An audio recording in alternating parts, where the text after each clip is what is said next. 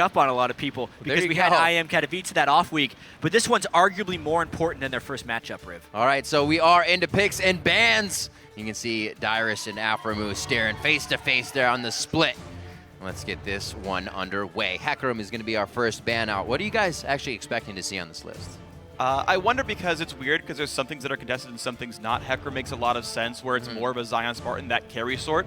Annie and Sivir is the big bot lane that's so good for Team SoloMid. They either play split push style where they have like Lulu Lucian, or they play hardcore team fight with Annie Sivir. And it looks like CLG is denying that team fight style from SoloMid. Yeah, I think the Sivir is one of Wild Turtle's best champions, and it's honestly what was the true carry in the initial victory Team SoloMid had over Counterlogic Gaming. Right. As well as one of TSM's most effective picks at IM Katowice. One of the best bans I actually can think of against TSM is Sivir. Oh, that's going to go away. Sion, that's interesting. That's actually a very good Dyrus champion. It even does things when you die with it, considering how much Loco Doco was talking about Dyrus here. But still, unstoppable Juggernaut Sion. He's pulled 2 bans here so far, and the Lulu right off the bat. I think it has most likely Lust Boy, which now gives TSM a good laning phase if they 2-on-2 CLG. I mean, I feel like that's also just a massive flex pick. We did see Dyrus playing that in the top lane on multiple occasions, and it opens up some protect carry strategies. In my opinion, Lulu's one of the most versatile and effective picks, to first pick in League of Legends right now. Yep, absolutely. And it would work on CLG in the same vein. You give Link that in the mid lane, he can support Zion Spartan or Double Lift to go crazy. So now you got to go for the next couple of rounds. You got to ask, with Maokai off the table then, is Rek'Sai the big pick you go for here, the big all-important jungler? Yeah. And it is, plus a disengaging support for Aframu. Seeing that first Rek'Sai come in today. Smithy is going to be locking that one in. And Aframu onto Janna. Interesting they don't show too much, but Smithy gets completely what he wants there. We've seen a lot of discussion amongst Team SoloMid as well about whether or not they want to play mid-game team compositions or late-game team compositions. And typically when everything has been on the line in the past, they'll default more to the late-game comps. Yesterday they had a mid-game comp they threw in the Mundo, which really just eviscerated whatever late-game chance they would have. That's true. And I want to see what direction they take here against CLG, who's picked already some really strong mid-game champions in Janna and Rek'Sai. Well, we did say a little bit that Dyrus tends to go down in the top lane. Even Loco mentioned that. So Lulu's still one of those champions you can offer the ult and offer a lot more, even if you go down a bunch of times. Seeing what else they'll round out the comp with, we saw a great Sejuani from St. Vicious last game. Santorin may actually try his hand at this. This is now very interesting from Team SoloMid. The lane gank power now with the Thresh. I like the fact they showed the Lulu, but then picked up Thresh. Janna's such a passive laner. It allows Thresh to fish for hooks, fish for flays, fish for offensive plays. Again, I keep thinking of the 2-on-2 down here for Wild Turtle and Lustboy. This support sets them up for a lot of ways to try to bully around Aframu and Double Lift. I have high hopes for the TSM duo lane down here, but CLG, of course, to make their own picks. Their duo lane is lauded as one of the best in the region for a reason. I want to see if maybe we see the Kalista coming in here just for more hard carry power. Only one tank pick so far on Santorin. He's an option open for Double if what he wants to kind of go here and stay safe, as well as Wild Turtle. Only Sivir was banned out. So with this, we'll probably see that AD carry coming in. The round out for Link to be in the mid lane, as CLG likes to go on the purple side picks. This is where CLG picks the direction of their team comp. Yeah. Honestly. Getting away Jinx is really interesting because it takes away some of the synergy they could have with a top lane or mid lane Lulu, but it also makes them a little bit more vulnerable to Sejuani Thresh. It's not the greatest skill shot reliant champion. That's like a denial pick that doesn't quite yet fit in with CLG's overall team comp. Well, the question is, can CLG disengage properly? If Double Lift doesn't die, you win the team fight almost outright with Ken and Jinx just belting out damage in a 5-on-5. Again, we talked about TSM as one of their biggest strengths being these late-game team-fighting sort of teams, and CLG happy to play that style themselves. Double Lift getting farm and blowing people up. I say the Blanc is pretty good against Kennen as well, if that's going to be what it is. Zed's still on the board for for Bjergsen and the Lust Boy lock-in. And that Corki for Wild Turtle can still put out some numbers on that one for himself. TSM wants to make sure they keep their damage diversified here. Yeah. If they're going to do the mid lane Zed, I feel like Lucian would have been a better synergistic pick with Been seeing that a bit more. But as far as the overall team comp goes, this really pigeonholes TSM into that mid game. They need Bjergsen to get going on Zed, get split push edge, but because they don't have Lulu with a very heavy attack base 80 carry, it does have, you know, about a 40-minute window where they have to be able to win the game. It does, but as you mentioned, them diversifying their damage output, all of these champions spike so incredibly hard. CLG, it'll almost be a reverse of the last time these guys fought, where CLG owned the map for 35 minutes, and then TSM finally found the team and turned it around. Well, TSM probably owns this game for the first long while here, and CLG has to find their ways in. Just because of Bjergsen's typical power in the mid lane, the fact that I really, really like TSM's dual lane in a heads-up 2-on-2. 5 seconds for this pick. It'll see if we have a flex or not. I mean, there are definitely elements in each of these team compositions that speak to that, but like a Rek'Sai versus Sejuani, xMithi will be able to put his imprint on the game as well. Like, both of these guys are going for fairly similar power spike games. Like, they will be hitting their power levels in somewhat similar ways. Different lanes will have different power, but it's going to be a game of give and take. There's no clear this team totally dominates in the late game, in my opinion. That's what I'd like to see. Also, we see Bjergsen usually getting solo kills in the mid lane. I think Link will be able to stave those off and secure himself from that early aggression. We'll see if Santorin or xMithi have to say anything about it. The teams, they have locked the comps in here. Do we see a lane swap quickly favoring anybody? Usually we'll see the Corki kind of put into that lane swap initially. I mean, as far as lane swapping and getting your support out of the lane, in terms of AD carry solo freezes, Thresh makes so many more plays than Ajana does, and I really want to see if Lustboy can make these kinds of aggressive hook plays and upset the various lanes. Loco waiting for Skara. All right. There we go. Coaches of the top 2 teams in the North American LCS right there. That's right. Previously players of the LCS right there. True. So... Loco was never didn't play in the LCS. He did. It, they both played in pro leagues. Yes, for sure. Absolutely. So right now on LOLesports.com, the fans are leaning towards Team SoloMid, but keep updating your vote throughout the match. Tweet at LOLesports using either the hashtag TSMWin or hashtag CLGWin. And we'll be tallying those votes up through the game. Both have played, though. We'll just go with that. Yep. Which one's louder? Pretty resounding TSM. I think we're just used to hearing it, so we pick it out of the crowd easier. That could be the case. We could see that. Well, we are afoot, ladies and gentlemen. Team SoloMid on the blue side, counter Logic Gaming in red. Winner is first place in the North American LCS at the end of Week 8 here. And has a chance to prove that they are the most fearsome entity in North America. And Riven Freak, you guys were talking a bit about lane swaps earlier. CLG has been the lane swap masters of the NALCS. Level 1s as well have been somewhat contentious for TSM. You've heard them say, why do we do the same level 1 every game? Well, it's because they save different level 1s for some of their more difficult opposition. And Dyrus went on a bit of a rogue mission to get that board. Oh, is Link going to scout that with the Q? Oh my goodness. Whew. Oh, that would have been a dead Dyrus.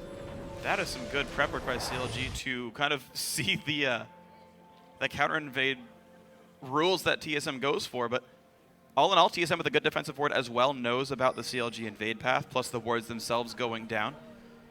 Really, everyone kind of understands what vision was given to the other team. Yep. Well, TSM has done something that you rarely see done. As far as looking at CLG's jungle, they have wards on both of the standard starting camps, Gromp and Krugs. They should know exactly where where xMithi starts right here. Since they have wards on both those things, since they're on their own red side jungle, they should know that this blue is getting stolen away. What's interesting here is the fact that TSM, though, have sort of preempted the entire lane swap game. They expect the swap to happen and not get seen. They have sent Wild Turtle up there solo, but he can't freeze this because Zion Spartan's going to be right there in front of him. Yeah, it does actually allow a greedy start, though, for CLG. They get a camp with whatever their top laner is. It's going to be some good damage onto Link. He'll have to chug pretty much everything he has in the tank. Get himself back up to healthy. Level 1, it won't take too long. He's got to be careful. Aphromoo with the pressure towards the mid lane here. Double Lift has just approached the bottom lane to start farming as well. So now that we get things going, we know it's already going to be an action-packed game. Very curious how the lanes actually were set up, since the supports, both teams expecting the lane swap, the supports were roaming at basically the start of the game. you got to see that. Yep. Hey, guess what? Thresh does that better than Janna. And LessBoy now saying, okay, well, let's bully Zion Spartan back out of this lane. 2-on-1 the Kennen. Yeah, Being a very gold farming champion, that's going to be important for them. but what's interesting about this is neither of the 2v1 quote lanes are actually freezing, and because both the supports roam mid lane at the start of the match, there's not very heavy denial going down to either of these top laners. I'd say it's a bit of a respect move here by both teams, knowing that they know how to react to the lane swaps and really just playing into that mid lane matchup more than anything. Well, it's going to make an even bigger impact when either team does something wrong if they're pretty much trying to mirror each other here. Right now, Santorin already to the top side, It's but a level 3 Kennen, Rex hard side to of the dive bottom. if he uses his E properly. yes, Especially Sejuani, not the most fantastic early game turret dive, but they're going to be going for this Zion. Let's see if they can get him down. the LessBoy top. pulls aggro. Zion Spartan going to be taking a whole bunch of damage. LessBoy's sitting there to hold all the damage, and first blood goes to Wild Turtle. They did it just right as far as the aggro swapping. You want your support to get the first tag and sit back because he does the lowest amount of damage. He takes the turret shots, they get the kill down, and Dyrus backs away. It's a bit of a role swap. TSM says Dyrus usually dies in 1v2s. Dyrus is the one who plays this one safe. Zion Spartan plays it aggressively, is unable to outplay, and it gives TSM first blood. Yeah, really nice play by TSM. Zion Spartan saw it coming, chose to leech the experience and teleport back in. Okay, he gets 2 more waves of XP, but he teleports back in, now summonerless. And you gotta wonder if that's gonna be worth it after all. With Dyrus zoning himself out, he's in level 2. CLG will get this bottom turret at 4.5 minutes once they bounce the wave. And that's actually the big trade. It's not always, it's a really counterintuitive thing, but it's not always the best decision to not die in a turret dive situation. Because even though Zion Spartan gave up first blood, gave money to Wild Turtle, he got substantially more CS, substantially more experience, and he also saved turret damage. All the time TSM spent killing Zion Spartan was not time spent killing the turret. Therefore, CLG vastly beats out TSM in turret pushing. Zion's turret took almost no damage, and it's not like it's going to be taking much damage anytime soon either. He knows how to play that situation. We've heard him before. It is a privilege to be able to get CS up there. So when he can, he tries to get it in his pocket. Bjergsen here with nice charm from Link with the trade. The trade back is not the advantage for him. Bjergsen knows that it's going to be a very, very big skill matchup here in the mid lane. And the mid-lane matchup definitely going to be an interesting one to watch. A small minion lead for Bjergsen so far. You saw that Link went in with a flask just at the very start, expecting to take all this damage. He's gotten a Doran's Blade or Doran's Ring for himself now, but it's just kind of a push back and forth, pretty much equal here. What I actually want to talk about is the fact that CLG put their duo lane back to the bot lane. That turret's already gone. This could only speak to them wanting an early dragon. Otherwise, you'd go back, equalize the turrets, get Zion back on the 1v1 with the level lead that he had against Dyrus. But that's not the choice. I mean, there's also a chance they just want Doublelift to have as easy time as possible farming. Corki could absolutely beat Jinx in a standard 2v2 if you look at that support matchups. But as you said, the Dragon as well. If they can get turret and Dragon control early without giving up a gold lead, that'll be a pretty big win by CLG overall. You guys are both right. Doublelift in his prime farm environment. Dragon going over as well. And Link doesn't even have to leave mid lane. He's able to stay and farm. Great moves here by Counterlogic Gaming. The early rotatos pay off for them quite nicely. Taking a little bit longer, but it's going to. Smiting that one down. They have timer. They also, I thought that was their ward, but they don't have vision of LessBoy and Santorin. Now it's TSM kind of choosing a cross-map objective. They know CLG has allocated 4/5 of their team to that bottom right corner. So great, let's control the top jungle. Maybe we can get red when it respawns at some point later on. An aggressive pink ward that'll at some point just be cleared, guaranteed in this game, but they'll see Smithy when it does happen. They can track further movements. They can pinch off Zion Spartan, who is flashless right now. This is going to be very scary for him. Just use that E, so he's got to be careful. There has been a lot of focus on Zion Spartan in this game from TSM, trying to keep Kennen down early. And it actually doesn't seem to be denying him too heavily. He's about to hit level 6. They only just got that one kill, but it was at a pretty great cost. Turret and Dragon eventually is what fell to them. And Zion doing his best job of surviving all this pressure. Completely reading the play on LessBoy here. Comes down to the mid lane. Very heady by Zion Spartan to be in position for this. Both teams here with a number of members. Each team owns their own side of the map. Right side to CLG, left side to TSM. It's typically where the lane swaps and supports and junglers have been roaming up and down. Yep. If anything, though, Santorin might be farming a little bit more. Dyrus, if Smithy flashes, he'll trade it. Yeah. Would have wanna had flash to be the follow. trade. I believe actually saw Sejuani moving around and said Santorin can help him out. Yeah. Let's not go for the flash knockup. I don't think he really had the damage. Link now going to get jumped on. Jumps back, dodges the charm is Bjergsen. Smithy and Aphromoo are around, but I think the Zed is safe. Whew. And he burned a ton of stuff from CLG right there. Burned Arialt and Aphromoo Exhaust for his own summoner spells. I still say that's a worthy trade because it might help them get some pressure back on their own side of the map where they can maybe equalize that turret. And so TSM slow playing it. CLG, okay, they got the Dragon. They got uncontested farm on double. If he can back, I assume, for a BF sword in the very near future. Team SoloMid taking their time with this one. They let Lustboy roam around the map. They try to upset the mid lane. They try to push down Link. Now the turret will go down. CS is equal on these AD carries. Triforce is going to be half done for Wild Turtle here. No real big problems. And unless there's a severe mistake here, TSM will get this turret at their leisure. Not too bad. Wild Turtle sitting on 1,500. Looking to be able to finish up maybe that Sheen with this Phage when he goes back. Zion Spartan still there to save the turret. He hasn't accrued too much of a lead now over Dyrus. He's been able to keep himself in this, even though finding pressure along with Zion too. And when TSM drops this turret, they're going to be in a pretty heavy gold advantage. A lot of this just has to do with who else but Bjergsen getting that advantage in the mid lane. Both teams have actually done a substantial amount of roaming mid lane. Little, not real ganks, but mainly just walk pressure. I wonder if Zion's going to try and stop that turret from going down. It goes down. Does he get anything back? Smithy's here. Teleport comes in for Dyrus, but there's a Janna not far behind. So will TSM overextend? No ult on Lulu. Lands literally. Zion has flash, but is it going to be enough? Trying to run away. 200 health left on him. Smithy forced to run. The rocket's not going to be enough. Lustboy's not enough either. Aphromoo slows him down. Woo! By the skin of his chinny chin there. Dyrus with a great help picks on the minion to facilitate that, but Zion Spartan just one step ahead with his life. Yeah, no kill. Could end up being pretty critical. That could have absolutely just slingshotted TSM ahead in this match. Not getting that kill down and also having no way of releasing the pressure on mid lane either. No. Might mean TSM starts to close in around CLG in this mid game as they approach their big power spike. And you can see Bjergsen's tendencies here. Whenever he starts to hover that close, he's going for the kills over and over again, and he wants Link dead immediately. See if he gets it anytime soon here. Link is paying all the respects to the damage that Bjergsen's putting out right now. He's going to go grab blue. Something else I have to mention, though, is Santorin actually keeping up pretty well in CS on Sejuani early on in the game. We just talked about in our last game how well will Saint Vicious farm on Sejuani up to his Sinner Hulk as his ultimate, because that's really when Sejuani turns on. And Smithy actually got beat to jungle upgrade items. He hasn't finished his warrior yet. Sejuani is an absolute monster compared to Rek'Sai, almost from here on out. Absolutely, and I've got to really then watch even more onto Doublelift and the AD carry versus tanks arms race. Not to mention you've got a shield from Thresh, you've got an exhaust. No, sorry, no exhaust, but Dyrus also adding a shield and an ulti as well. The giant front line, the single point of contact here for Santorin.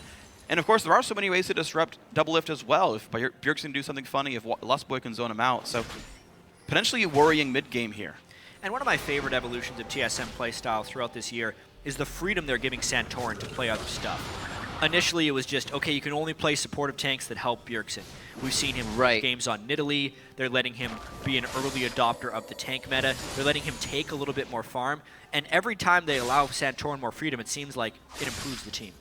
And when we interviewed him as well, he was kind of toying around with Nidalee in the jungle before a lot of people were. Dyrus, oh dear, he doesn't want to be toying around with this right now. Smithy finding himself a solo kill. Nicely done. Exactly. Jungle item or not, the lanes got swapped back for TSM. The top left side, the wards all fell down, and Dyrus was left alone. Good job. That flash was burned by Smithy himself not that long ago. Kept track of it. Nice kill. Very true. I mean, this is Dyrus's conservative play, not necessarily working out in that context, trying to hide behind his turret again, but CLG actually just went one step more aggressive. All the while, Zion Spartan's been dying or near dying. He's been getting experience in CS, whereas Dyrus has not been getting those things. And if we look at the gold just at the top laners, it's actually a pretty big edge for Zion Spartan there in the top lane. It's the other lanes that are the advantage for TSM, definitely not the Dire. And just a fresh level 6 on lane. Yeah. So 8 to 6 massive as well. TSM though, again, they allocated bot lane. Zion Spartan has teleport, but there's no backup to make the play down here anyway. TSM just feeling comfortable enough to take this dragon. All said and done, we're at 2 turrets to 2, 1 kills to 1, 1 dragon to 1, basically an equal game if you don't count level. Oh, man. Okay, you got the Flash flash back up. flash that time. That's right away. That was like on cooldown. Yep. Yeah. On cooldown of death and flash. Almost put him back on the CD. I mean, and like is to be expected from a TSM versus CLG game, we got a really close game on our hands 13 minutes in. They've been able to trade dragons, trade objectives. We've seen some difference in approach between Dyrus and Zion Spartan. Yep. Bjergsen is handling Link a little bit well in that mid lane. I'd say that's the main advantage TSM would have right now. But boy, is this game close. That's the thing. It starts to become apparent who is really the stronger lane out of this one. And we look at Zion Spartan, one of the top laners, Yeah. if you will, in North America right now. Then carried on the other side for TSM, it's the mid laner of Bjergsen. The strengths are definitely showing through. Absolutely. The teams are playing really the ways you expect. Doublelift is back on a light game hyper carry. He may not like Vayne very much, but Jinx seems to be right in that wheelhouse for him. And Yeah. great, CLG can go play a carry in the bottom lane. Who's surprised in this one at all? And I think there's a lot of chances for CLG to still keep the plays going well. I want to see if we can get those like charm outplays on Zed ults, things like that. You know, maybe they can stop that single point of crushing Bjergsen from winning the game for TSM. Yeah, and because of the way the lane swaps worked, the point of power that Bjergsen normally hits once he finishes Blade of the Ruin King can't give the team many advantages. Think to when Bjergsen normally plays Zed. He gets his Blade of the Ruin King, and he split pushes and takes the outer turrets in both lanes. Immediately. Those turrets are already gone. If he wants to group up and create turret pressure, he'd have to be in the mid lane, which is now a team fight scenario against a Kennen and a mid-game Rek'Sai. It's not as big an advantage as he would normally be getting at this point in the game. Maybe Bjergsen goes for fights in the jungle, but that would require some really impressive vision control by TSM. It would, and we'll see if that happens. Of course, with all these outer turrets gone except for the mid lane, so much of the map is available for play. And the question then is, who can make these things happen? Link first one to make a move, hits up Santorin a little bit. Lustboy has a large number of wards peppering that north jungle. Sightstone for Santorin as well. Looks like that red buff that TSM have actually been controlling for most of this game is where they want that pressure to be. Well, pressure on Dyrus for sure. Whoa! Flash, right quick over the jump wall. on in. It's going to be a tough one. Wild Growth, a little too much for him just yet with the damage they're able to put out. Zanya's not finished there. Oh, Link, he's still in another charge. Can he pull it back around? He gets the boomerang, but he also goes down himself as Santorin throws down the permafrost. A little bit of bite for Link. Dyrus doing everything he can to stay in this game early. Triple Doran's ring, going cooldown reduction, stacking as well, because he is a slightly more farm support, hoping to one day be a solo lane Lulu, and the farm is going on to other people on TSM right now. Santorin picking up that kill can create a very scary Sejuani that might be nearly impossible for CLG to cut through later. And actually took that minor detour for a Sightstone, spends 400 gold that aren't on tank stats, but a kill and assist makes up for that pretty easily. All the farm is getting 75 minions here. Not bad at all for a jungler. So Team SoloMid, they have that front line. Dyrus, you don't need much more than the Morellonomicon and maybe a death cap for Lulu to reach 80% of her effectiveness anyway. Bjergsen finds the jungle fight. That's what you're talking about a little bit before, Jat. Bjergsen finally getting his roam on. He's almost able to take down Smithy by himself. And now create pressure. And that's exactly what happened. They took out Rek'Sai. They knew he couldn't be an initiation threat, and TSM was able to get damage on that mid lane turret. Very interesting match breaking out right now. But TSM taking that slight edge here. Different game from the first time we saw these two teams played. CLG was on a better run by now. Putting TSM a little bit on the ropes. Doesn't seem like TSM has put themselves into any dangerous positions here and have been able to accrue now just about 1,000 gold lead. And with the denial of buffs starting to come in, it's going to start hurting Link pretty good. Also looking at Zion Spartan. A little scary that he didn't go straight for that Zanya, as he's piecing together quite a bit, and with Zed on the other team, hopefully he's not picked right there. It's very strange. It's half a Ryle's and half of a Zhonya's Hourglass. I don't know which one he really wants to complete first. It just depends is Bjergsen going to one-shot you or not, or are you going to team fight or not and need the Zhonyas to kind of sit inside that battle without getting popped by everyone else. Wild Turtle and Bjergsen both have so much burst damage threat. Zion might not get a full ultimate off in a team fight if he doesn't finish some of these items for the tank stats. So that question remaining to be answered. Smithy has actually done a very good job of scuttler control. He had taken the one by Dragon not long ago. That'll respawn in time for Dragon. He just got the Baron one as well. So he's got his double sight still on top of this one, so you're seeing the wards kind of go back and forth. Both these guys really heavily prioritizing getting vision on the map to keep track of all these aggressive plays. Very vision-centric game, which is why it's only 2 kills to 2, 18 minutes in. And Xmithy really trying to use the mid-game power of Rek'Sai before, in all honesty, the Sejuani may end up taking over if they can get some controlled frontline type fights. And I hate to keep harping back to it, but the gold is very strangely distributed in this game, especially for TSM. Darius is at 4,000 gold. The jungler and both solos on his team are more than 2,000 gold ahead of him. It's 4,000 on Darius and over 6,000 on the other 3 people. Santorin, Bjergsen, and Wild Turtle are all close in farm and gold and will be the 3 threats on this team, not Darius. Yeah, it's impressive to point how much gold he really is earning. Bjergsen's at 190 CS and is 200 above Santorin. That jungle item, the farm he's getting as well, just doing a whole bunch of work. So a very big tank, to be real. And without Infinity Edge still done for Doublift, whereas this Trinity Force long done for Wild Turtle. There it is. Okay, so I just hear that. Zergreaves there as well. TSM, though, first to Dragon. CLG, again, not willing to fight this. I'm really interested in if Darius can still pose that utility that comes from Lulu. If he's in the right spots, even being so far behind, he can provide a lot for TSM to get to these fights in the OK. I think Dragon going over, nicely done.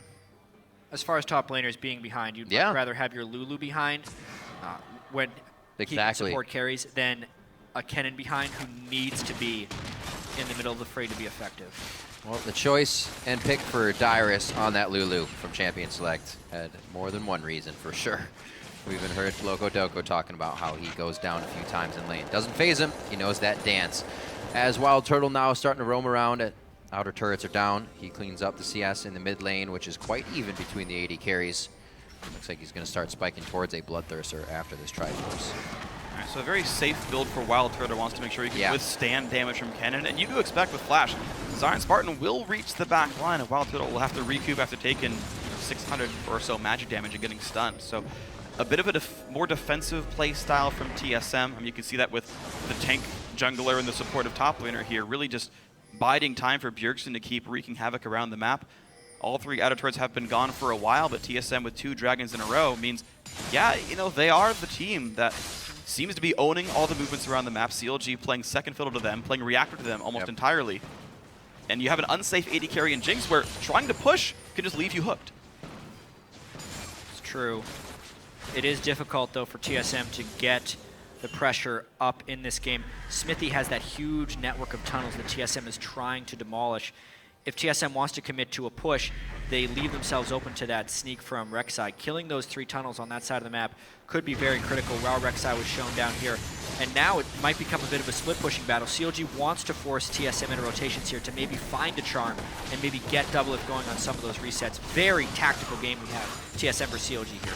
Rotations come back and forth. Bot lane, tier 2 goes down to half thanks to all that. Santorin at least saw it coming. He was already on his way before Link was attacking. They gotta run. TPs are up. There's the Void Rush. Oh, is he gonna try? He's gonna run. I was gonna say, they're gonna try to pinch and hit back, but they are just out of there. Yeah, not much reason to chase Link. All you're going to do is burn his ulti cooldown and give up pressure on top lane and mid lane here. So TSM identifying not worth all those costs, not certainly worth the benefit as well. And so TSM back to square one here. The aggressive moves by CLG, it does make some progress. The fact that bot tier 2 is down to half is pretty darn good by Counterlogic Gaming and Link making that pressure. And he's even looking for a trap here on the Darius. He's in the fog of war. I wonder if Darius will see this coming. Yeah, I also wonder if Link would be able to zero him out with Lulu ult and Flash still up. With Zhonya's first and no magic gun, probably not actually. Link can't even one-shot caster minions right now. At 22 minutes, that's a rare sight. That's true. It's carryover from the difficulty he had against Bjergsen in lane. They'd get the better of him, 224 to 172 in that lane. We didn't see, other than just in the beginning, the pressure from the junglers and the supports. So they pretty much had their own 1v1 time. Again, stealing the blue away. Not the first time we saw that. That was soloed by Bjergsen last time. And TSM getting more of what they want. Slowly, though. CLG is not allowing them to make a huge impact with these moves. they're staying safe as well. Yeah, he's putting damage down into Santorin, but I really want to see at the end of this game, like the enemy jungle monsters killed stat here for TSM. It seems like they've gotten like 8 buffs to 3 overall in this game, like the general count here. Red buff, blue buff over and over again seem to be taken away here. Counterlogic Gaming have just routinely seeded the map. It only looks like 1,000 gold difference this entire time, but there's a lot of just vision and pressure differences here. There's like 2 aggressive wards from CLG and like 7 from TSM. It's true. You can definitely see TSM creeping their vision deeper and deeper into CLG's jungle, which makes it more and more difficult for CLG to give some of this pressure back. But CLG is holding on that second ring of turrets. That's the important one that I feel like if TSM cracks, they may end up winning this game, or if Jinx gets too far ahead in gold, if he's able to pick up a few kills. Oh, Valkyrie gets stopped. Not much else happens, though. I was like, oh, okay, never mind. It's all about split push. TSM very much playing 1-3-1 right here. Dyrus on one side, Zed on the other, but that's opening up the gut because they only have 3 people there. There we go. Finally seeing Doublelift get to the turrets. Jinx is going to start tearing those things apart. Tearing apart Lustboy as well. Popped up, knocked down. They pick up Xmithy as well, and CLG starts to grab their way back. The kill went on to Xmithy, and that's actually not ideal for CLG. They need those kills onto Ahri or Jinx. We've seen what a fed Rek'Sai can do in the late game. It's not much, and they really need the late game to be coming in big here because they're going to have to cut through a shielded tank or a shielded assassin.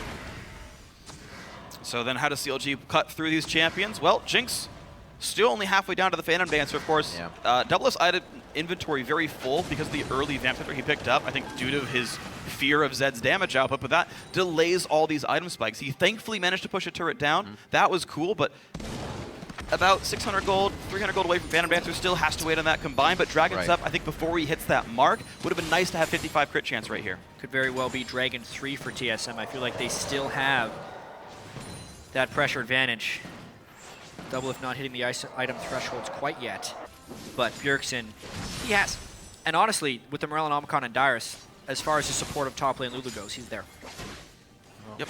Easily a banana of tunnels down there for Xmithy in the bottom lane to do whatever he wants. If he has to get there, he can pretty much get anywhere if he needed to. They're in the right spot, though. No Void Rush necessary, as it is down as well. Such a close game. If anyone can get a pick pre-Dragon here, it could very well turn it. There's teleports up on both sides. The gold is close.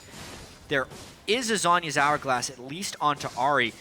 So much of this could be whether or not CLG gets a pick or tracking how well Bjergsen can flank. Those are the 2 biggest things I'm going to be watching for if they fight over this Dragon. Yep, definitely keeping an eye on Santorin's Glacial Prison as well. If he can lock down a good one, they can kill Aphromoo. There's really no disengage for these guys on CLG. Get the wards they need. Actually starting it with Zion on the flank. They're hoping that TSM comes in so Zion can flank them from the backside, and that's what TSM's doing. They're in the trap.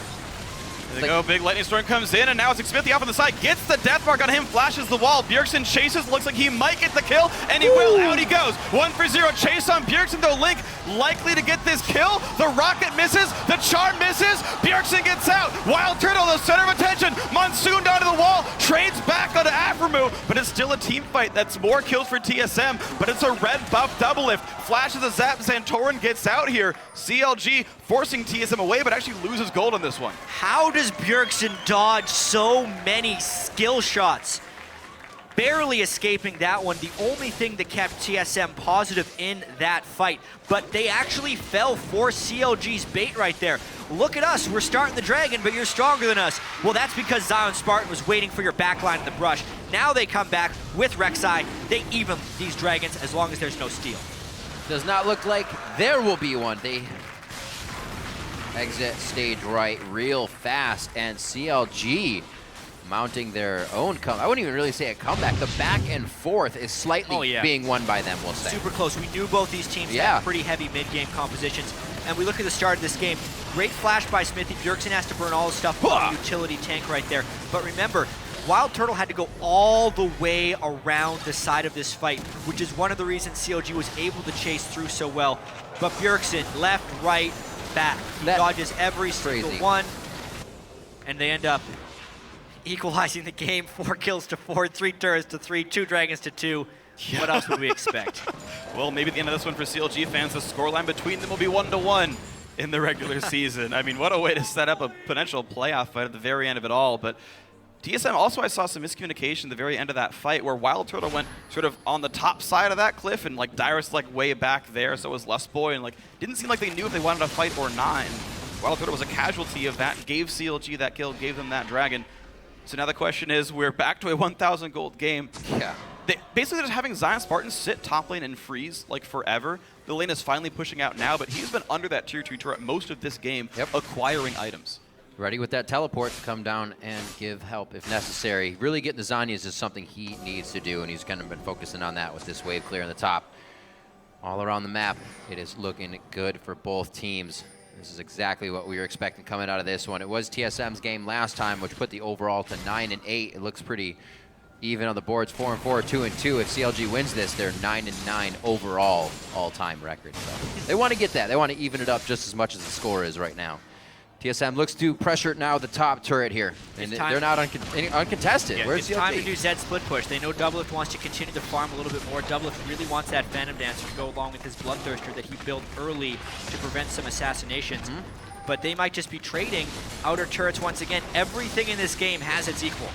It really does, and actually, even with Zion Spartan trying to freeze the top lane up there, that was the payment for, well, guess what, there's War Control top lane, and TSM shows up unannounced very easily, but CLG already a step ahead themselves. They get their own cross-map objective, just incredibly fun to watch, high-caliber play, 700 gold difference. TSM one step ahead right here. They cut off CLG during this collapse, but do they have time to actually pressure this mid-turret? Farm alarm comes in, maybe a flank alarm this time around, though. TSM have to respect Rek'Sai. Wild Turtle does have flash up, but everyone else is missing it here, so TSM afraid to get caught out by a pretty high mobility team of CLG. They can't make a mistake here or they die. Well, TSM also has to choose his targets accordingly now with 2 Zanyas that he has to keep track of. He can keep track of all the skill shots, so I'm sure it's not going to be too hard for him to keep track of just a few Zanyas being used.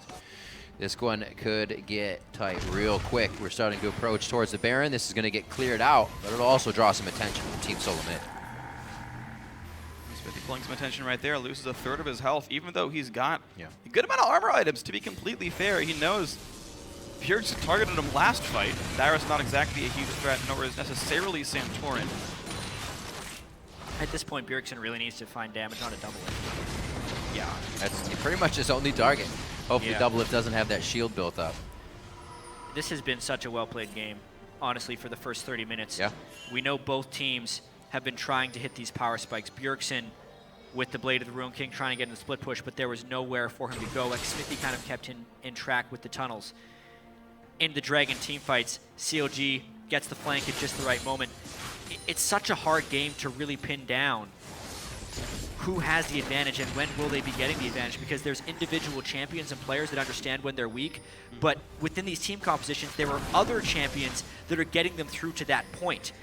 Rek'Sai, you know, he's the one who's getting Jinx through to that point against Corki. Sejuani, he's the one that maybe will save Zed and Corki later in team fights. It just has to do with how well these teams play the game, outguess each other, and if they can seek some objectives. That's going down. And it's going to go to the blue team.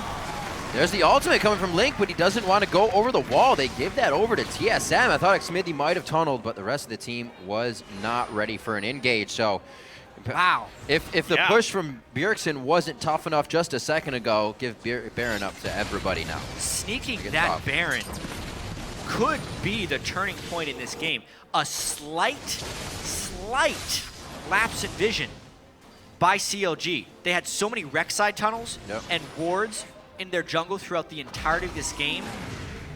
They just let it lapse there.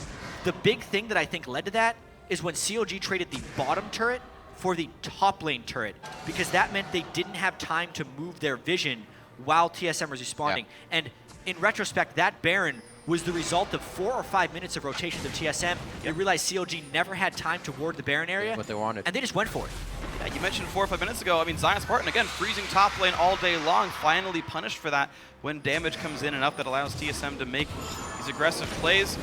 Now it's the East jungle taking control of course, Dragon's up at 30 seconds, so TSM, being in the driver's seat, gets to move their vision in advance. Watch CLG. Can they ward Dragon back? Answer's likely no. TSM looking to easily pick up Dragon 3 in the next 20 seconds. And they're starting to get one of the bigger gold leads we've seen this game at, funnily, only 2K. And it's even smaller than that, if you really calculate it. 10 seconds on Dragon. Xmithie getting pushed out here as Team SoloMid again takes control of this bottom jungle. They'd lost it a little bit, but that's because, as we saw, the focus was towards top and towards Baron. See what they can do here as they push the bottom wave. Now the split push can really come in huge. Bjergsen can empower an entire wave of minions just by himself. CLG kind of wants to find a team fight, but they would need to get a great initiation by the Kennen to try and get this Baron buff off of TSM. This could be a real turning point in this match. It's almost too late. Bot lane tier 2, TSM's going to get there first. CLG can't go through this choke down here. Bjergsen's going to get some damage down. Thresh is already in the way. Does CLG really want to force through? I don't think so. It's really risky if you do. There's no flank for Kennen. He's with the rest of the team. Turret goes down. Honestly, it may seem like a lapse by CLG to give up that Baron, but it was just so well prepped by TSM when we think about the way they were rotating and the safety they had and knowing that vision control. Ooh, Link. Now it's about CLG trying to hold off that Baron and get turret trades. Well, TSM got tier 2 turret number 2 off that Baron. The Dragon pretty much always going to be theirs. I don't even know why CLG contested in the first place by doing so. But now is TSM cut off. Oh, true. CLG is going to come down here Zion on the wants mid. to get them in the choke.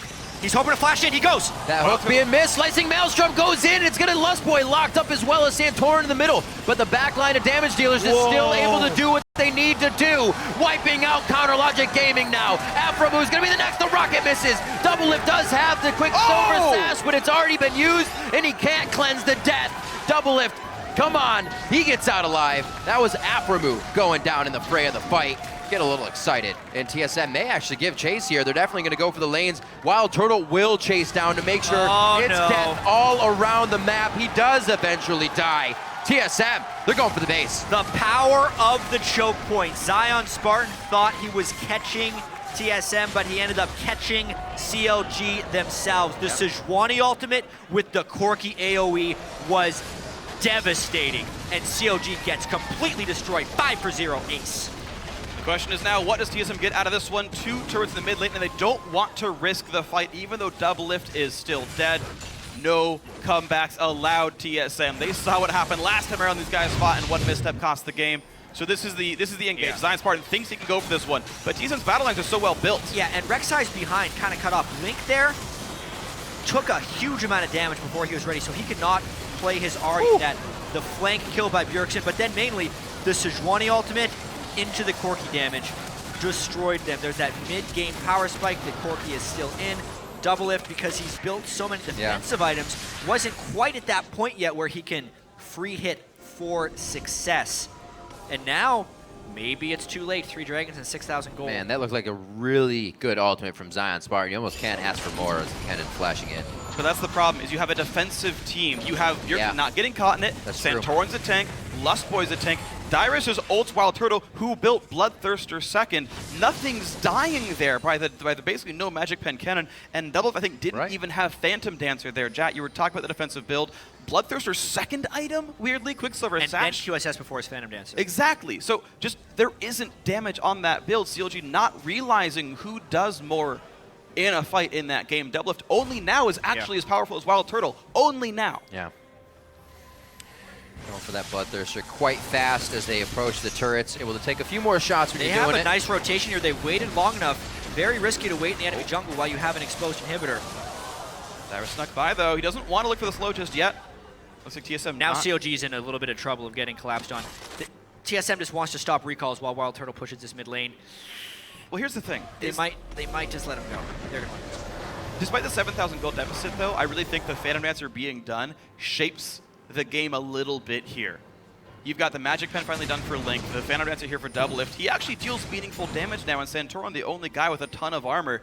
Doublelift commands respect now in teamfights, and with that QSS, can't be a Bjergsen target. How do you reach Doublelift? If CLG actually holds a front line for him, Double can carry this game, but the rest of the team being far ahead with the global gold lead, maybe it's not enough. Yeah, I mean, Sejuani's a really big guy. I know we can say the only guy with armor, but how does Doublelift hit anyone but Santorin in these fights, especially with Lulu shields? That inhibitor was not long for this world. But even still, Wild Turtle playing very safe. He knows Charm could ruin his life here, and that will be the inhibitor going down. I was going to say, if CLG did have a chance to jump in with Ken and get a few picks, it would be at the inhibitor turrets, but unfortunately that fell when none of them were up, so things are only getting harder. They have to watch that one go down as TSM takes a Polaroid, smiling on the way out. And now they're just going to continue to push the lanes. Baron, 20 seconds, and that's just going to be Bjergsen going back to his push. Exactly. TSM can easily play this game very controlled right now. They actually managed to, on the way out, put wards down in that north jungle. Okay, they can recall, replenish their sight stones, replenish their inventories, come back. If CLG does sweep wards, or even if CLG puts wards down, TSM will know where those got placed. They can sweep them back out in preparation for Baron. There's a very low chance CLG can contest that. This is their only window to get a little bit of vision down, and to maybe even clear out pinks as far as CLG is concerned, but even that window is closing rapidly. It's hard to do because you have to do it as a team, so you're not even covering that much ground when you're sweeping and placing. It's all just the one area, and hopefully that's where you're going to be fighting. Yeah, and they're sweeping into Fog of War. They have no idea if TSM's death rushing any of these spots, especially if only Bjergsen shows. Where's the hook? Where's the glacial prison from Sejuani? TSM can't always know where that's coming from. Wow. They did get some wards down, but as I said, TSM knows where they're coming in from. Bjergsen also just finished an Infinity Edge. So if we're talking about being able to QSS, wow, at that point it doesn't matter. Because if he hits you a few times on a no armor target, or even a high armor target, X-Smithy or Doublelift, two targets that Bjergsen can easily kill. That matchup in the mid lane completely swayed this game in the side of Bjergsen. It started 20 or 30 CS, but as the game has progressed, no one has been able to touch Bjergsen or stop him from farming, and it's really making Link look incredibly far behind. Yeah, Bjergsen's got more auto-attack DPS than Doublelift does right now. If they just sat there right-clicking, Bjergsen would win that, so good luck, Double. But they are now being started out. Great vision control still here. CLG has some defensive wards, but none aggressively enough to stop Baron. Quick, clean kill, no way to stop this. CLG, 15 seconds to Dragon, but I think they just lose their base if they try. They need to be very fast if they're going to grab that one. CLG getting everything they need on the bottom, but they got to make sure they can still get the base as well. You're not going to be able to take that by yourself. yourself. They're 3 away from even 5 dragons here, and losing him would be just too detrimental. So vision's there, but TSM playing this very smart. Thankful for them that dragon wasn't at the same time as Baron, because that could have been easily snuck, but 15-second advantage. Q's for the steal, not going to get it. Dragon number 4 now. TSM clears minion waves even faster, plus the Baron buff pushing. They have all the tools they need to win this game. Doublelift does have his build finally, but I just don't think the rest of CLG is at the point where that matters. They need Kennen and Ari to be able to provide more threat. Baron buff up. They got to go in almost right now. This is going to be a tough one. Bjergsen on the front line means he can also zero somebody out and mess with the shadows. Ultimate being down is just devastating. That creates almost no threat onto the back line of TSM. Maybe even expect to dive here. They won't have to. They're just going to kill the turret. Seems easy so far. QSS and Wild Turtle. Yeah, Black nice. He takes the zap. Double of QSS is down. Link's ulti is down. No QSS on him. So many easy stun targets. Wild Turtle with shields takes that one down. In comes the engage. Smithy forced to run. Santorin just wants the inhibitor first. Lands an AoE slow. And actually Santorin forced out, but it's already Rek'Sai being dead. Junglers 1 for 0. And look at this damage coming out. Wild Turtle exploding some people. And hip goes down. Turtle happy to still stay alive. But the rocket doesn't quite get him. Summoner heal means that. Link no ulti can't chase. But there's Doublelift. He finally gets one. Can he get any more? Maybe not. Wild Turtle fires in. There's the flay. Doublelift, can he do the damage? The answer is no. The Hex from Dyrus makes Wild Turtle win the fight. 13-5. Down goes the Nexus turrets. It's almost not even fair because Wild Turtle's got 2 supports helping him out. Doublelift flash the flay, but you can't flash a polymorph, and he loses that duel to Wild Turtle, ending the game. Almost the same thing from last game. Wild Turtle coming up big around the last fight, and Team SoloMid will take down CounterLogic Gaming. Huge comeback from TSM from yesterday, dropping that game to gravity, but then moving to 2-0 on the season against CounterLogic Gaming in a very well-played game. A very convincing game as well. Bjergsen let himself get counterpicked. I don't remember any meaningful mid lane bans in there. Said, yep, here we go. I'm going to play Zed, Link, bring it, essentially. Crushes the guy in the lane. Bit of help from Lust Boy, sure. Standard TSM flair there, but Bjergsen creating all the pressure. Oddly enough, only 2, 1, and 3. Just found individual targets to kill, and it then fell down to Wild Turtle, who dominated all game long. Only 1 death, 9 kills. Great Corki performance. And TSM played a very smart rotational game, a vision game, when they controlled that top jungle and snuck that Baron. All calculated. I mean, it seems to be this recurring theme when teams play against TSM. They focus Dyrus because they're thinking, all right, we can kill him. Let's move everything towards that. Yet the rest of TSM always just pulls so far ahead. When we were even in that game, the 3 richest players on the map were on TSM. All the focus was put into shutting down Dyrus. It allowed Wild Turtle, Bjergsen, and Santorin to thrive. And then you look at the end of the game, Dyrus was 0-11 with 40% CDR and a death cap on Lulu. Yeah. The perfect support Lulu items for supplementing a team in team fights. And again, one team runs Operation Kill Dyrus, TSM runs Operation Win the Game. A lot of times, Dyrus has been in this situation, and he keeps himself safe. They still focused him when he went down to the bottom lane, and multiple times missed the kill onto that. It's something they're okay with. They play for that moment that's happening, and they're not worried if something goes wrong because they know their plan can still unfold towards the late game. Yeah, TSM's plan was so smart. I mean, even thinking back to the beginning of Champion Select, where they're like, all right, yeah, first pick Lulu. You camp Dyrus, and they can't expect it to happen. They fight C9ers all the time. They fight CLG, who seems to do it very well as well. Sure, Dyrus, have 166 CS. You're still Lulu. You got level 11 by the end of the game. Who cares? You're fine. You're going to do your job kind of no matter what, and did so. How about 430 on Bjergsen? Yeah. CS distribution is something that so often gets lost because there is only so much CS on the map. So unless that CS is literally dying to turrets, someone on TSM is there to clean it up. And just as far as farm distribution, TSM does it a little bit differently.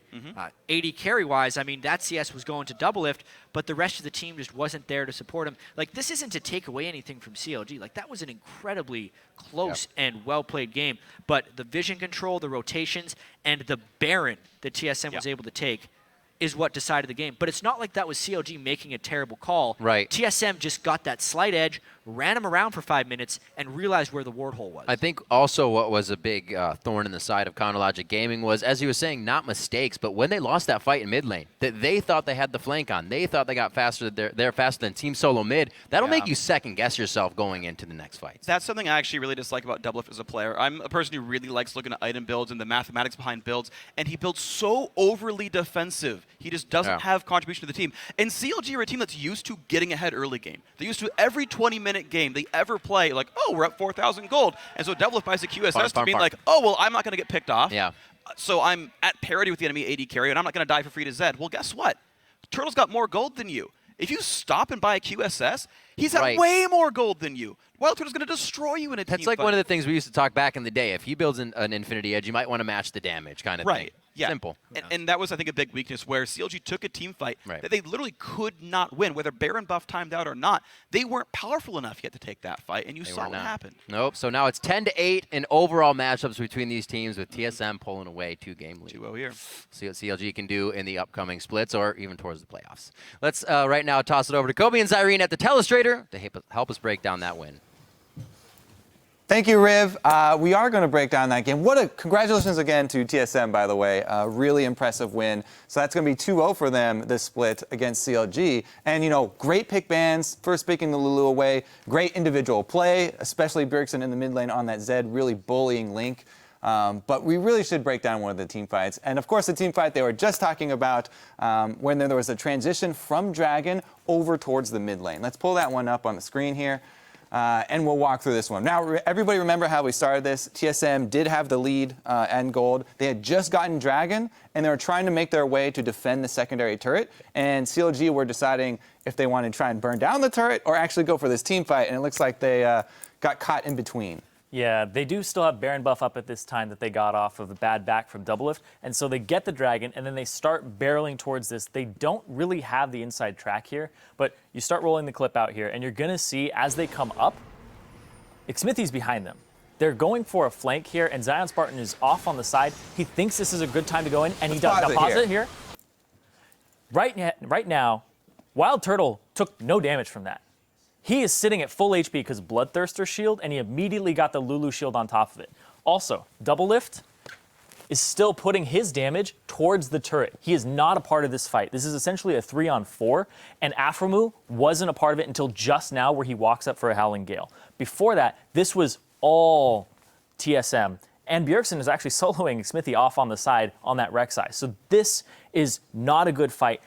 Also, Link, he got chunked by eating a big one and Ard into a phosphorus bomb instead of away from it. So he gets chunked out. He walks straight into the big fray here.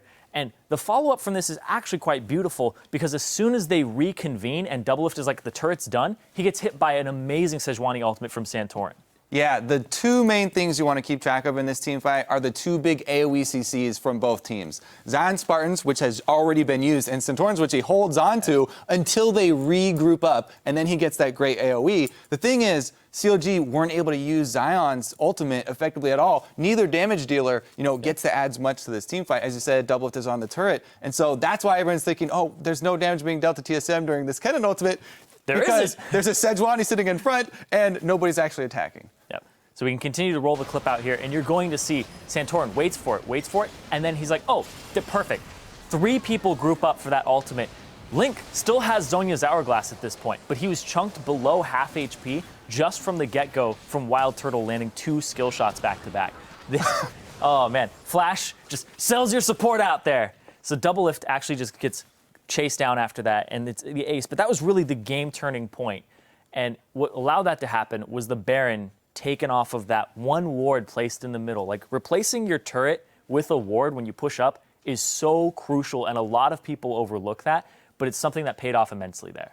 Great call by TSM and great execution by TSM. Now, we do have 2 members of TSM ready for an interview, and we're going to hand it over to Dash. Thank you, gentlemen. Both of you made liars, by the way, in the result of that game. The fans getting it correct in their fan vote, calling you guys to be the victors. So congratulations on that. 2-0 now against CLG. So looking pretty good when it comes to securing that first place slot by the end of the split. There's a couple scenarios that still play out with ties and things like that. I do want to approach something that Zyrene pointed out there first, which was the Baron that you guys secured, which really opened the game up, and that ward placement. So part being fortuitous, but of just the fact that you guys were around the Baron, but you guys showed no hesitation in that call, Bjergsen. It was actually not me, it was Turtle who was calling out that Jinx had a lot of gold on her. He had kept track of how much gold he had, and he said that he's going to go back and he's going to probably buy Phantom Dancer or QSS here. He said she's going to back and we should do something off of this. So Turtle had been preparing that for about 30 seconds to a minute, and he was like, as soon as she does something, either we go for a turret, we go for a Baron, and then the opportunity just arose, and we went for the Baron. It was just a really good call. So a lot of foresight there for sure. Now let's go back to the beginning of the game. I want to open it up with an interesting level 1 ward placement, and I don't know if you were aware of this, Darius. You got away right before Link checked that bush with a Q. What was the plan there going in? Because the rest of the team was kind of setting up a line of scrimmage, and you went in for that 1 deep ward at the Krugs. Well, just like in that moment in the game, I don't even know why I'm here at this desk or there because I just got shafted all game. But anyways, I was just there because they walked in, I put a ward. If he caught me, worst case scenario, I die, but I would have just TP'd out. It would have been fine, but we would have TP disadvantage, but I think having the ward there is really important. Yeah, it's just since they invaded on our top side and we counter-invaded on bot side, Darius, he went for a really greedy ward, but once you get that ward, you can pretty much spot where the jungler is going to start because we have a ward on their side of the jungle and we have a ward on their top side of the jungle. So pretty much anywhere they started, we'd be able to know. So it is a bit greedy and he could have gotten killed, but it also paid off. Exactly. You guys, your early game there, as you said, you definitely were focused, right? And that was one of the things that was mentioned throughout the cast was the fact that CLG was looking to focus you, Dyrus. But you, in turn, the rest of the team reacted by Santorin going top. You secured that early first blood on Zion Spartan, which we felt was pretty crucial, at least in terms of getting Wild Turtle a bit ahead. Was that the game plan from the beginning, basically sacrificing top laner and focusing on the other top laner? It's pretty known that TSM likes to have Darius in his own little world and on his own little island, and I think that just this game we had the opportunity to go for the trades. Right? We were able to go for the turret or go for a kill on Zion, and when a Corki gets ahead against Jinx, Jinx has a much later power spike. She really needs 2 items to really get going, but when Corki hits the Trinity Force, we hit the Trinity Force before Jinx even hit Infinity Edge, so that was such a big power spike on Corki. So we just took that trade-off where Lulu was going to be weaker, but our Corki was going to be so much stronger at one point in the game. Another thing is that with Lulu and Kennen, both low econ, they're both pretty similar, but Lulu is a lot more lower econ than Kennen, So I was kind of okay with it, although I did want to, catch the big waves, and we decided not to. And I'm like, all right, I'm just going to make do with what I have, 20 CS to 80. No problem, guys, I got this. But it wouldn't be made possible with any other top laner, so it probably would have played out differently. The way Zion likes to play the 2v1 is he wants to get as far ahead as possible, and I guess that's one of the reasons why there was the Zion ban. Right, so to that effect, though, the Lulu was utilized very well. It was demonstrated in that replay of Wild Turtle with the Bloodthirster, the Lulu Shield, and the Lulu Ultimate. I mean, it almost just in terms of fanciful thought, like I can't imagine the Corki going down at that point, right? So that gave you the security, I imagine, to take a lot of fights that maybe you wouldn't have been able to take with any other top laner, let alone one that then required some kind of an economy. I don't like that plan, but that's what happened, yeah. You want the opportunity to do a little bit more damage? I'd like the opportunity to play League of Legends. That's fair enough. That's fair. I can't argue with that. So then this begs the question: where do you have to look, like within the meta or in team play and team styles, to be able to support a top laner that will play more aggressively and has the opportunity to maybe play from the get-go, as opposed to scraping together, money for the first 15 minutes? It's a combination of me calling for the team and being forceful, and depending on what I pick. But it's also a combination of CLG spending a lot of resources to keep me down. They did really, really well in the 2v1 to get Double Lift on his own island where he can just get fed, and then they tried their best to put Kennen on his own island to get fed, and they set up those 2 waves while we got a little bit more advantages wherever our AD was, and when it shifted over, it just played out that way. Bjergsen, thoughts? It's really just that CLG, in the past, they were a very bottom lane focused team. Everyone says that Double Lift is the carry. He's always the carry of the team. But the new CLG, I really feel like Zion Spartan is the main focus of the team. They just like getting him ahead. In the 2v1, they really play for him to get ahead. And there's really no reason for us to pick another top lane carry and play into their style. It's much better if we just play our own style instead of playing into theirs. That is their real strength. And it really showed that they did play to the top side of this game, and we still managed to win against it. Yeah, picking up the Zed there, Bjergsen, just kind of the final thing I want to touch on. We saw an astronomical CS lead there for you in the mid lane. It's been mentioned before, Zed is one of the few mid laners that you can comfortably pick blindly and knowing that you'll still be able to be aggressive in the matchup. How do you feel you're evolving as a mid laner, approaching the end of the split here, and your ability to really open up the map for your team with individual plays in the mid lane? I definitely think I can play other champions on Zed and blind other champions on Zed, but when they're giving us these kind of picks, like Lulu goes very well with Zed, it gives you the magic damage. Same with Corki, it just really opens up the Zed pick overall. Sejuani also great at setting up kills with Zed, so that game, Zed just is a really good pick, and since I'm very comfortable on it, we're very comfortable at playing that comp and playing that comp as a team, I don't see a reason not to pick it. And our pick band, the champions we play, it does often come up that we play Zed, and it might get a bit predictable, but I think that you can reach the kind of level of play with Zed that as long as your comp is good, even though their comp may be a counter comp, there's always a way to win. I actually do want to touch on one more thing, and it just came to me because earlier when we spoke to Loco Doco, we asked him, what are the improvements that you guys are going to make to not forfeit such an early lead to CLG? And his response was, well, we just have to play the early game better, right? Obviously, not looking to give away a whole lot of info, before the game, prior to the game. So we touched a little bit on the early game, a little bit, and the top lane trade-off strategy, but what other factors did you guys consider in looking to come out with a stronger early game this time around? Don't look at me. I didn't have a strong early game. I didn't play. Ask him. All right, Bjergsen. Like this game, we obviously had a really strong mid lane matchup. Even though they could have gone for the counter pick, Sejuani and Zed always have that kill potential. If Sejuani lands the ult, Zed can pretty much pop really any champion I can think of in the mid lane. So we did have a lot of lanes to play off the thresh lane bottom as well. So even though they had the stronger 1 to 6 jungler with Rek'Sai, obviously really strong duelist early on, as soon as we got to level 6 with Sejuani, that's where we really could make the plays. And the game is very different in 2v1, and I think CLG is a very 2v1 focused team right now, and they're very good at it. So maybe if we had the 2v2, it could have been even cleaner. All right, I like it. But yeah, as you said, you performed well in this 2v1 scenario, which may be more their ballpark. So again, congratulations on that victory, bringing that series between the two of you to 2-0. Best of luck in the coming week as we approach the playoffs. Now, don't touch that dial, because when we come back, we're going to dive into our third game of the day, Team 8 versus Cloud9. Stay with us.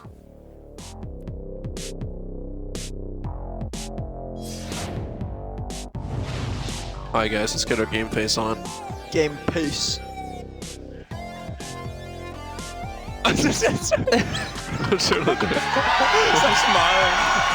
Big lightning storm comes in, and now it's Xmithie off on the side, gets the death mark on him, flashes the wall. Bjergsen chases, looks like he might get the kill, and he will. Out he goes. That hook being missed. Slicing Maelstrom goes in. It's going to Lustboy locked up as well as Santorin in the middle. But the back line of damage dealers is still able to do what they need to do. Can he get any more? Maybe not. Wild Turtle fires in. There's the play. Double it. Can he do the damage? The answer is no. SoloMid will take down Counter Logic Gaming.